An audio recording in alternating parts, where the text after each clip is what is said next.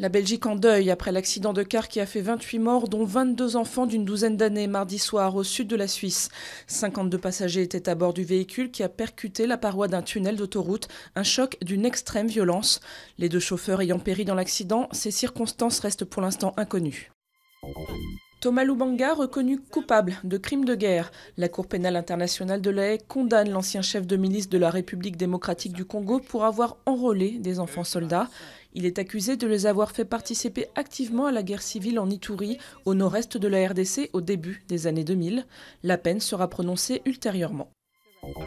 Un double camouflet infligé à Mitt Romney dans la course à l'investiture républicaine pour la Maison-Blanche. Rick Santorum, son rival ultra-conservateur, remporte les primaires de l'Alabama et du Mississippi.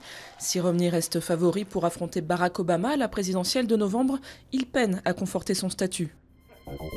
Marseille a son héros, il s'appelle Brandao. Le Brésilien qualifie l'OM en quart de finale de la Ligue des Champions grâce à un but in extremis dans le temps additionnel sur la pelouse de l'Inter Milan. Moribond en championnat, les Marseillais seront les seuls représentants français au tour suivant de la Coupe d'Europe. Lui qui chantait Le Mal-Aimé était pourtant une immense idole.